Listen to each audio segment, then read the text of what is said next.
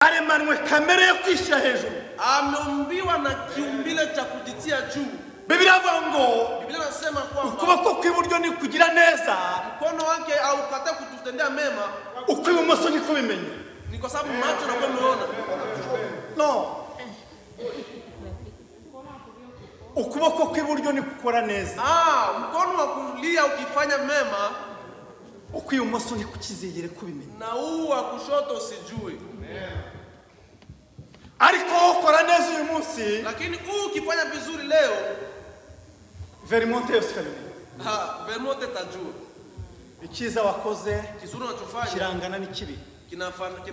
kinalingana na kibaya. Biblia kavuga ngo Biblia nasema ukora cyo kila unachotenda tayari yahawe ingororano ze. imepewa tafsiri. Ingororano mwazumvishije? Zawadi. Ingororano ze yazibonye, nta juru afite. Nta juru. Aho twahumvishe neza ra? Hapo tumesikilizana vizuri. Kwa Biblia inasema zawabu. Yaani amekwisha kupata zawabu yake. Kubera ko wagize neza, Sababu umetenda vizuri, ariko ngewe mutware nabimenye. lakini mimi mtware nimejua. Kandi singe wagiriye neza. Tena mimi sio mimi umetendea mema. Wambitse runaka, Umemvalisha mtu fulani, uje hano gushima Imana. unakuja na kushukuru Mungu. Ikiza wakoze Kizuri umetotenda kirangana n'ikibi. kinafananishwa na kibaya.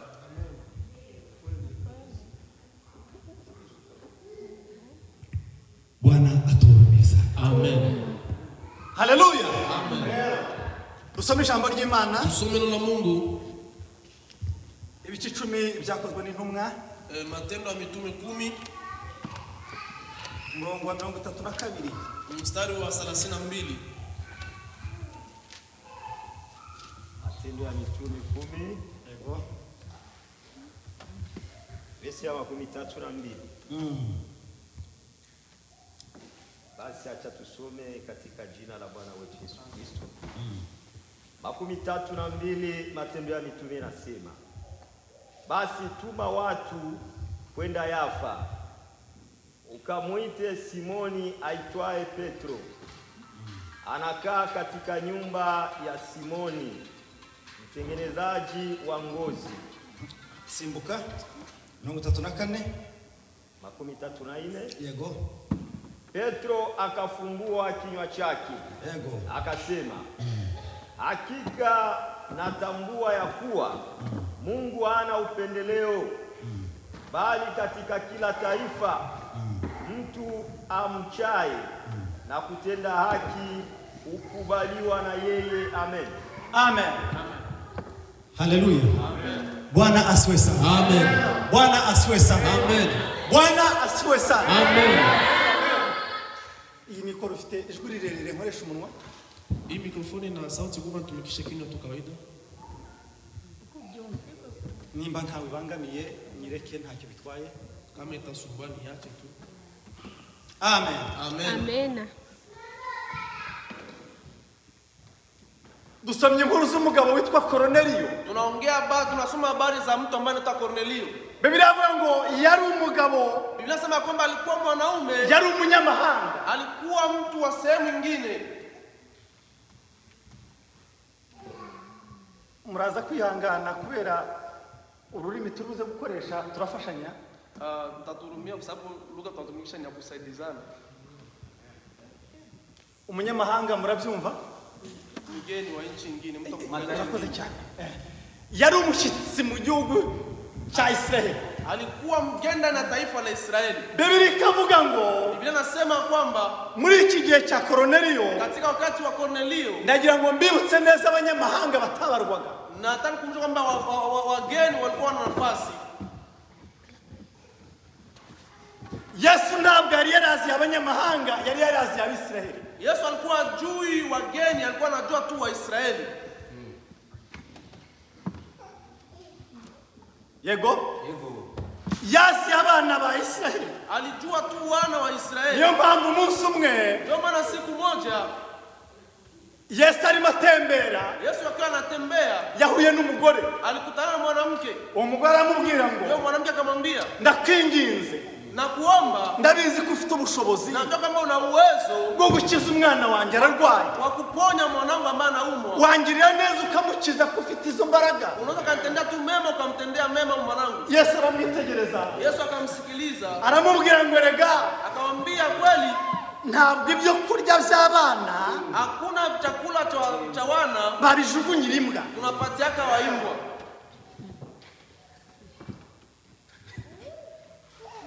Reka mbibutse aka kantu. Hata nikumbushe kitu. Ubushize twigeze kukavuga.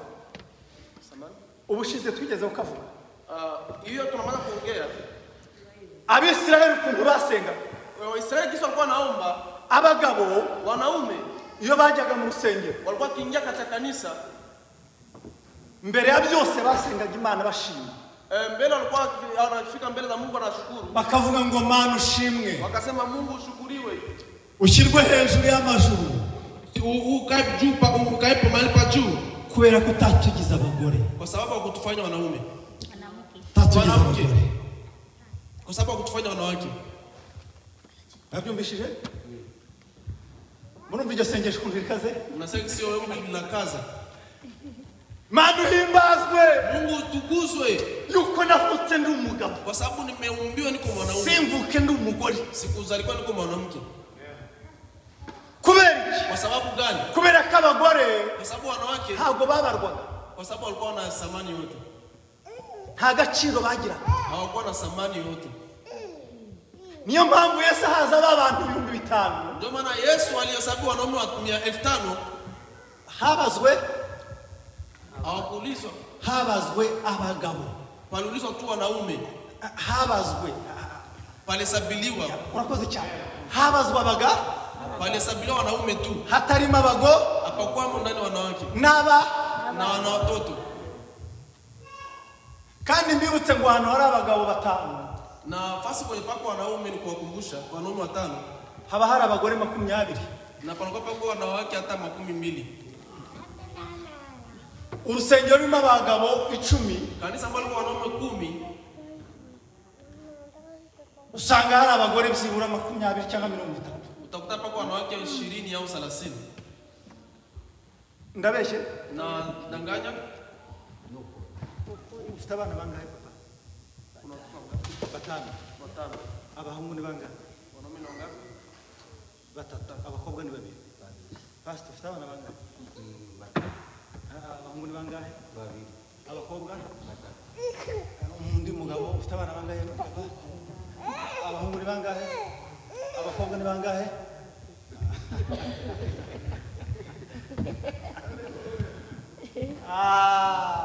Itangaza kabisa. Kubera iki rero? Kwa sababu gani sasa? Kubera ko Kwa sababu abakobwa cyangwa se abagore ni benshi cyane ku isi kurusha abagabo. ni wengi sana katika hii dunia kuliko wanaume. Niyo mpamvu birivuga ngo mu gihe cy'imperuka Na ndio maana bila sema katika kipindi cha mbele huko abagore 5 bazasanga umugabo umwe. wanawake wote walikuwa sawa sana mwanaume mmoja. Wanawake 5 watachangia mume mmoja. Wanawake 5 watachangia mwanaume mmoja. Siko birivuga? 7. Barindwi. Yeye anasema 7. Barindwi. Wanawake 7 watachangia mwanaume mmoja. Bamubwire ngo Wamwambie twemerere tukubalie witwe gusa umugabo wacu, ukuwe tu mwanaume wetu. Ntuduhe imyambaro, Usipatie nguo, ntuduhe ibyo kurya, usipatie vyakula, ntuduha kurara, usipatie nafasi ya kulala. we gusa izina ryawe ku Wewe mugabo. basi jina lako tu la kwa tu mwanaume wetu. Kwetu wanako. wabyumvishije?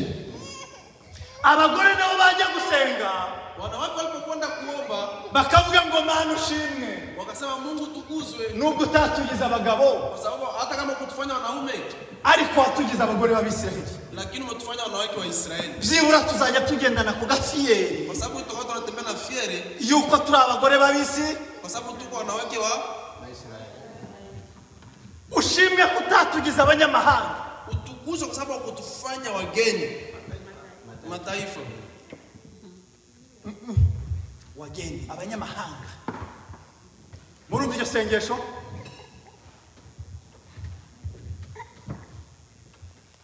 Umunyamahanga nkange nawe, mgeni kama mimi na wewe, nawe yajya gusenga. na akenda kuomba. Abagabo basengaga bari mu rusengero. Wanaume walikuwa kiomba katika kanisa.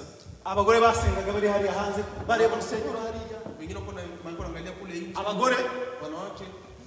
abanyamahanga basengaga Imana bari ku musozi bareba urusengero. Wengine walikuwa wanaangalia kule nje kwenye milima, wanaangalia pembeni ya kanisa. Bakavuga ngo Mana, Nasema Mungu uhimbazwe. utukuzwe. Nubwo utatugize abagabo b'Isiraheli. Hata kama kutufanya wanaume wa Israeli. Yewe mutugire n'abagore Tufanye basi wanawake b'Abisiraheli. wa Israeli. Ariko ntabwo watugize imbwa. Lakini nao Ntabwo watugize imbwa. au kutugeuza maimbo. Umvise isengesho ry'abanyamahanga nabo? Tumesikia maombi ya wageni nao. Ushimwe kutatugize imbwa. Utukuzwe kwa sababu tutaka kutugeuza imbwa. Biblia ikavuga ngo Biblia inasema kwamba mwibuke ko kera kumbuka kwamba zamani mwari abanyamahanga mlikuwa wageni, mudafite Imana rurema, hamkukuwa na Mungu wa uzima, mutari abana b'Imana. hamkukuwa wana wa Mungu. Ariko uyu munsi wa none Na leo turi abana b'Imana, baracunguwe, tukuchaguliwa, tuzahabwa ijuru, tukapewa twicarane n'Imana Data mu bwami bw'Imana. Amen. Bwana asifiwe sana. Amina. Kubera iki rero? kwa sababu gani? Kubera ko umwenda wari ukingirije ahera, Kwa sababu umwenda wari ukingirije ahera pasia ya hekalu watabutsemo kabiri. ulipasuka mara pili. Ngo nanjye umunyamahanga Na mimi ambaye ni mgeni mbasha kuba umwana w'Imana. na mimi nakuja kwa Amen, amen, Bwana asifiwe amen. sana. Amen. Haleluya. Amen. Ese uri umwana w'Imana? wewe sio mwana wa Mungu. Imana icyubahiro n'ingombo. Giruri zamura amaboko y'Imana icyubahiro. Pandisha mikono yako. Amina. Umwana w'Imana. Ujisikie kama uko mwana wa Mungu. Amen. Mu mahanga yose, Kwa ulimwengu wote, kwa mataifa yote, kwa mataifa yote, ubaha Imana atakaye mheshimisha Mungu, agakora ibyo gukiranuka, akafanya ile ambayo ni mema, Imana iramwemera. Mungu atamkubali. Sivyo tonto? Si ndio hivyo kaka? Hatitawe aho ukomoka, hatitawe inkomoko yawe, Akichukua kwenye mikono yako, hatitawe inkomoko yawe, hatagendewe aho uvuka, asikwenda kuendea kule kuna asiangalie kwenye unatokea kwa unazalikiwa. Amen. Amen. Bwana asifiwe sana. Amen. Nagenda gake gake. Utaenda kidogo kidogo. Amen. Amen. Uyu mugabo Kornelio, Huyu mwanaume Kornelio biravuga ngo ari umugabo wubaha Imana, alikuwa bila sema kwamba alikuwa mwanaume wa kumheshimu Mungu, usenga Imana, anaomba Mungu, ariko atagera mu rusengero. lakini asiafika ndani ya kanisa. Biblia ikavuga ngo ari umunyedini. Biblia inasema kwamba alikuwa mtu wa dini. Umunyedini murabyumva? Kuwa mtu wa dini unaelewa?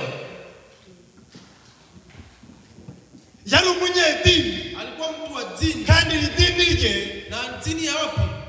ntabwo ryabaga mu mujyi, Alikuwa ile ya kule mjini. ntabwo ryabaga mu mujyi. Alikuwa anaonekana kwenye mji. Oya, ntabwo idini rye ryabaga ntabwo ryabaga town. Alikuwa ya kistarehe ya kisasa. Ya mjini Kubera iki? Kwa sababu gani? Kubera ko ari umunyamahanga, Kwa sababu alikuwa Mungu atemerewe gukandagira mu rusengero rw'Abisiraheli. asiruhusiwi kuingia katika kanisa la Israeli. Biblia ikavuga ngo ariko yari umugabo wubaha Imana mu mutima, Lakini Biblia inasema kwamba alikuwa mwanaume mwenye ngo kumheshimu, ndetse atoza n'abo mu rugo rwe bose kubaha Imana, ambaye aliheshimika katika mambo ya kumheshimu Mungu. ngo bituma akora ibada mu rugo, bituma mu nzu ye akora ibada. Inatuma ndani ya nyumba yake anatengeneza ibada. Ngo atoza abantu bose kubaha Imana, Anafundisha tute kuheshimu Mungu. ngo uhereye ku muja, Kuanzia kwa mwisho, uhereye ku mutumishi kuanzia kwa mwisho wa mtumishi. wo mu rugo ukoropa, Ya ule ndani wa kuruka. amutoza kubaha Imana. Ngo Anamfundisha agera ku bana be, katika sababu agera ku bana be anaenda kwa watoto wake nabo batoza kubaha Imana na wenyewe wanafundisha kumuogopa Mungu. ngo afata umugore we Anachukua mke wake aramubwira ngo ujye ubaha Imana we ukiheshimu Mungu kumheshimu Mungu ngo bituma inzu ye yose inatuma vitu yote nyumba yake yote yubaha Imana inaheshimu Mungu. icyo ni kimwe mu cyakabiri. Na cha pili ngo agira ubuntu bwinshi anafanya mema mengi. Bwana sifiwe sana. Agira ubuntu bwinshi Anafanya mema mengi. mema agira ubuntu bwinshi Anafanya mema mengi. agirira abantu bose neza Anafanya watu wote mema. atitaye ko umunyamahanga Asiangalie kama wewe ni mgeni n'umwisiraheli wala uko Muisraeli umuhumuresi akamufasha na hata kama uko mlesa anakusaidia.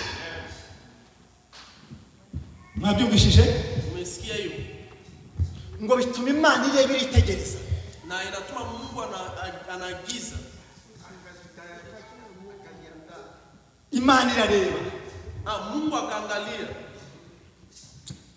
imutumaho marayika akamtuma malaika aramubwira ngo Korneliyo we akamwambia Kornelio, ubuntu bwawe mema yako no kugira neza kwawe kufanya kwako mema byazamutse umepanda kuba urwibutso mu maso y'Imana mpaka kuonekana mbele za Mungu. ariko jya ukora ikintu cy'urwibutso mu maso y'Imana. Kora ikintu cyiza cy'urwibutso mu maso y'Imana. Tenda kitu kizuri ambacho tunapenda mbele za macho ya Mungu. Imana ihora ikwibukiraho. Mungu atakuwa anakumbukia yeye. Ese Imana ikwibukira kuki? Eske Mungu anakumbukia kwa nini? Ni lipi Mungu anakumbukia yeye? Imana ikwibukira kuki nshuti yanjye? Mungu anakumbukia kwa nini ndugu yangu? Mbwira kimwe. Naambie kimoja. Umunsi umwe Siku moja umugabo yararwaye. mwanaume mmoja aliumwa. Agera kure hafi yo gupfa. Akafikia kwenye hali ya kufa. Asenga Imana. Akaomba Mungu. Ambwira Imana atari ko Imana. Akamwambia Mungu wewe. Wanyijije ko. Wanyijije. Umeniponya. Wanyijije. Niponye. Imana iramubwira. Mungu akamwambia, nyibutse ikintu kimwe wakoze cyiza ngukize. Nikumbushe tu kitu kimoja umetenda nikuponye. Wowe cyo wakoze niki cyiza? Ni wewe umetenda nini kizuri? Ni lipi kizuri umetenda? Wowe niki cyiza wakoze Imana igutabara? Wewe ni kipi kizuri ambacho umetenda? Imana iramubwira ngo nyibutse. Mungu akamwambia nikumbushe. Arebye. Akaangalia. Abona aragonga. Anagonga mwamba kabisa. Abona nta mfubyi yafashije. Akaona hakuna maskini alisaidia. Nta mukene yafashije. Hakusaidia maskini wala mjane. Hakuna yatima. Ngo yibutse umunsi umwe. Akaangalia siku moja, akakumbuka siku moja. Yibuka arimo ahinga. Alikuwa akiangalia kuna akitembea. Abona akanyamaswa. Tunyamaswa tuwa mu mirima. Akaona tuminyama to kumilima. Agiye kugatema arakareka. Alipoenda ukachinja kaacha. Alipotaka ukachinja kakaacha. Abwira Imana. Akamwambia Mungu. Arayibwira ngo ndibutse. Na nakumbuka. Nigeze nkora neza umunsi umwe. Nilitenda mema siku moja. Imana tuwakoze iki? Mungu akamuuliza ulifanya nini? Arayibwira ngo ikibumbe waremye. Akamwambia kiumba ulichokiumba. Nigeze ngira umutima wo kukica. Nilikuwa natamani kukiua. Ariko lakini ndakeka kiragenda. Nikakiacha kikaenda. Nakigiriye neza. Nikitendea mema. Kubera ko ari wowe kiremye. Sababu wewe umekiumba. Bwana siwe sana. Amen. Imana yumvishe. Yesu Mungu alipomsikia iravuga ngo ndagukijije. Akamwambia nakuponya. Bibiri kavuga ngo nta nyoni ipfa Imana itayizi. Mungu anasema hakuna ndege na kufa kama Mungu akuijua. Bwana asifiwe sana. Amen.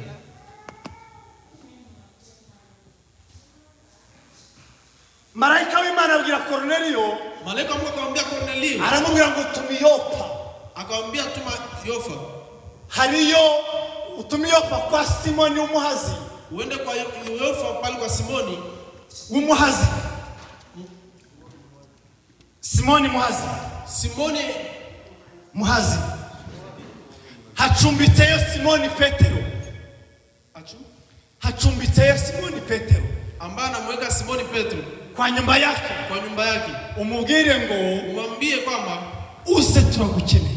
Njoo tunakuhitaji. Ahageze alipofika arebye akasogelea ngo atangiye kuvuga bose buzura umwuka wera. Wakati kwanza kuangalia kuzungumza utakamwangalia niho yavuze aya magambo. Ndio akasema neno hili. Aravuga ngo nukuri. Akasema ni kweli. Menye neza ko mahanga yose naamini kwamba ubaha Imana. Ninaamini kwamba katika ulimwengu, katika dunia nzima ukitumikia Mungu mwaminifu agakora n'ibyo gukiranuka, akatenda yale ambayo inampendeza mbele ya Mungu, Imana iramwemera. Mungu anamkubali. Duhaguruke dusenge. Tusimame tu. Ubaha Imana mu nzira zawe.